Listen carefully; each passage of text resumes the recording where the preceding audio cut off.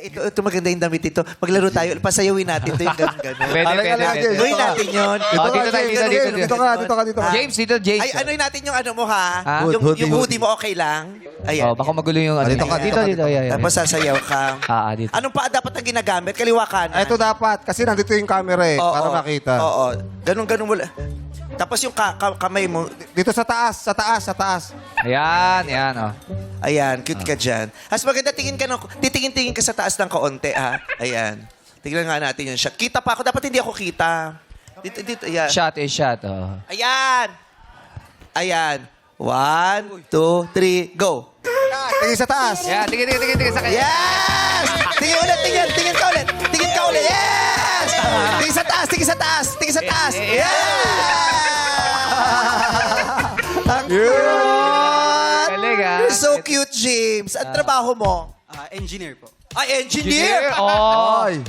Oo, Si kilolo ko. Anong engineer. klaseng engineer? Pinaglaruan na si Mechanical. Civil engineer po. Civil engineer. Okay. Ano ba mismo ang... Ano nangyari? May nalaglag. Si Hindi na ako Joseph. makapasok.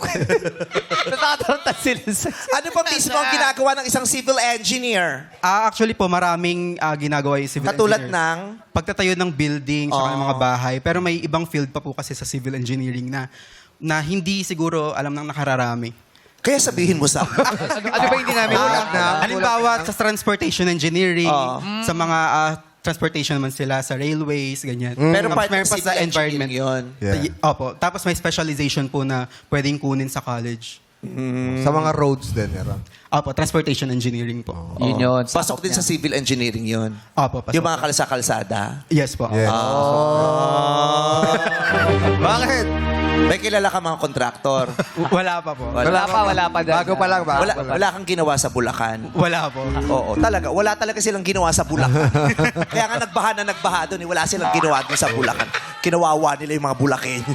Pati yung Baras Wine, di ba binaha? Yes! Oh. Diyos ko. Very iconic yung ano Yes. yun, ang simbahan na yun. Patagal ka ng inhinyero. Hindi po. Bago pa lang po. Magwa 1 year pa lang po sa February.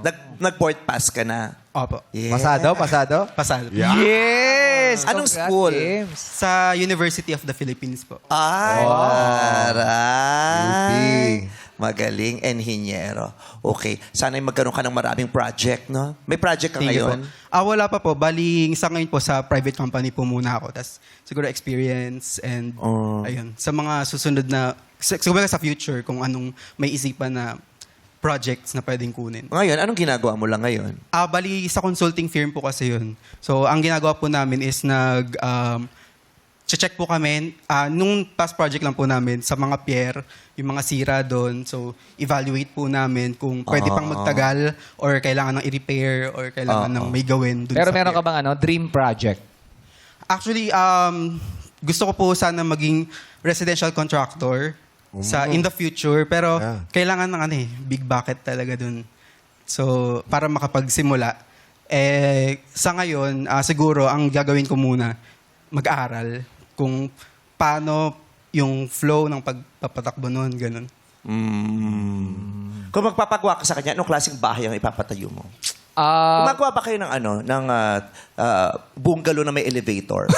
Yun! Walang floor yun. Yun isang floor lang yun Bakit gusto ko, kahit bungalow, gusto ko may elevator para paglilinisin yung bubong, sasakay ka ng elevator. Oo. Gagawan po natin ng paraan yan. Ganon. Pwede yun bungalow pero mayroong basement. 8. Wala yung basement. Papalapag, pero bungalow sa taas. Yung bungalow may terrace. Pwede ba yun? Marami ka, meron naman May eh. balcony. Terrace talaga. Balcony na ba yan? Pero maganda yung bahay, puro glass lang, di ba? Para pumapasok yung sunlight.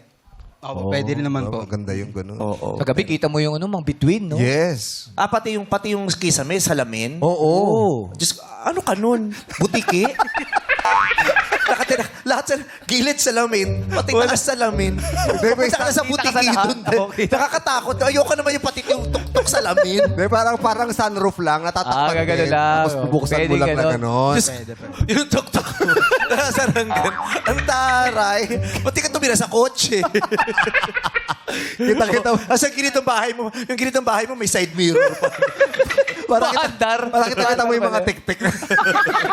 Kakaloka. Waiting. Pag bumabagyo, lahat ng kidlat nakikita. Tingnan ko paano ka makatulog. Nakakaloka. Ilang taon yung inhinyero? 5 years ba yan? Naging 4 po nung pumasok yung K-12.